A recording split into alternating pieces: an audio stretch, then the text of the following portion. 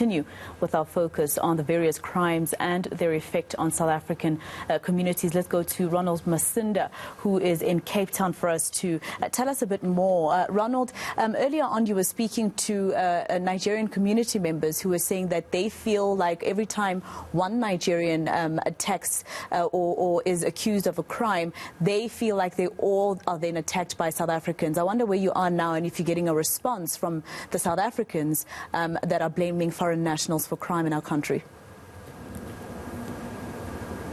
Well, good afternoon, Maseko. Well, just a quick recap. Earlier we went to Bonteheuwel, where we spoke to the community there on issues of crime. It is an area where a woman in her 30s has been accused of distributing child pornography. This matter is still in court, and we know that since last year the FBI has also been investigating this particular case. Now in Parklands, the community there of Nigerian nationals say that they are living in fear.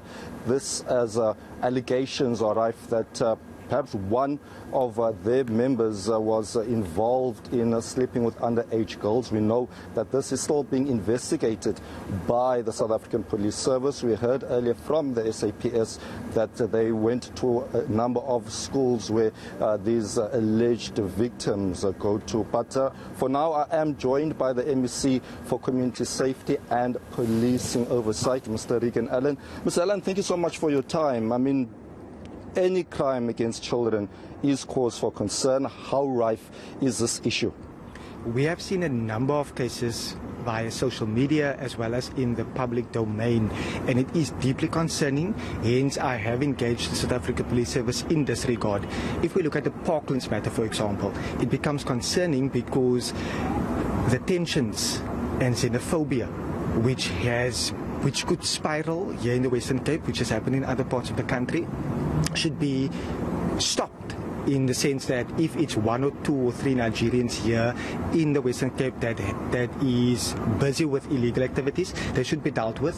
And I can understand the sentiment expressed by fellow Nigerian members that are law-abiding citizens here, that are here and they have the relevant documentation. So it is concerning, and we are engaging the SAPS in that regard. Right. Just in terms of this particular matter, how dangerous is fake news in this regard, if it turns out that these allegations are false? It can be highly dangerous. It could actually lead to mob justice. We have seen that over a period of 4 years, we have had 177 mob justice attacks here in our province. And it leads to a sense that the community has lost faith in the justice system, has lost faith in SAPS, hence they are now taking the law into their own hands. And that should firstly be condemned, because we know the law should take its course, but it is highly dangerous because the blanket approach that if it's all Zimbabweans, if it's all Nigerians, that is not a fact. There is some in our country that is busy with illegal activities, and SAPS should deal with them decisively to send a strong message that it's not all South Africans, for example, that are criminals. We have good people that are doing amazing work in communities fighting crime, but if we have the blanket approach, it doesn't help fostering relationships. How do we adequately protect our children from these alleged sexual predators? We need to make sure that in terms of the breakdown of our family units, we've seen a number of homes where there's single parents, for example.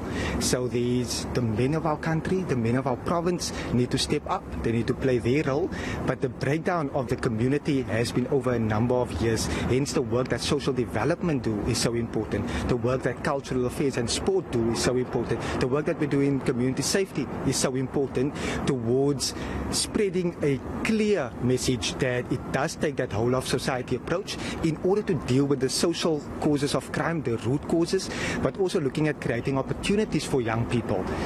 The issue around Parklands is that it's alleged that men are giving young females money, cell phones, etc. And if we track it back, it stems down that people are needing money. Poverty is a key driver in terms of crime, so that whole of society approach is so needed where communities actually come together. Ronald, I'm a firm believer that if we look at what schools are needing to do, what the community, what the churches, what sport clubs are needing to do. And that is the approach that in community safety, to not only foster those relationships between SAPS and the community, rebuild the trust, but also engaging communities, neighborhood watches, CPFs, because it's ultimately everyone's responsibility. Community safety is everyone's responsibility, and it leaves me with a sense that if I look at the crime stats, for example, it's usually a picture, it's a reflection of society, and it can be very alarming. Hence, I am fostering those relationships so that we can see that trust is rebuilt, but also that criminals are held accountable. It is shocking that we have, in terms of our gang-related murders, in 8 of our top 10 stations here in the Western Cape, 0 convictions. When a conviction will send a strong message that the perpetrator will be caught, he will be arrested, and he will pay for his crimes ultimately. How do we then protect innocent foreign nationals? Because having visited Parklands several occasions, many say that they are unfairly targeted. That, based on what we've seen in other parts of the country, we've seen how that narrative can play out. What we firstly need to do is obviously send clear communication. Communities should know that if any person is here and they have their legal documents, they are rightfully working, they are here contributing to our society. I've worked with many foreign nationals in communities and I've engaged them, and they are adding value to our societies. However, on the one hand, it is a few that could be involved in criminal activities, and they should be dealt with decisively. On the one hand, we also need to make sure that communities understand the dynamics, that if any person is wanting to advocate for vigilantism, for mob justice, it should be condemned, because SAPS need to do their job in terms of creating safer spaces together with the community. All right, just lastly, we are hearing unconfirmed reports about Operation Tudula members visiting shops, Somali shops that are owned by Somalians in Khayelitsha. Can you confirm this? How are you going to address this matter? Last week already, prior to the launch that happened on Saturday, I already engaged the South African Police Service. I have information that a memorandum was handed over to the South African Police Service. They are monitoring the matter because it's deeply concerning.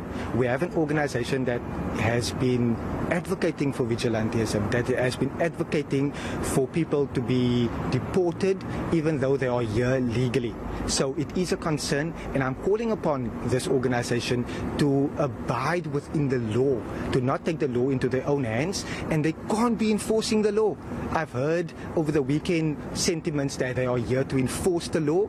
They cannot enforce the law. We have a justice system, we have the South African Police Service, we have law enforcement there to enforce the law, and no entity should be here in the... But the concern is, Mr. Allen, that the same justice system is letting many South Africans down.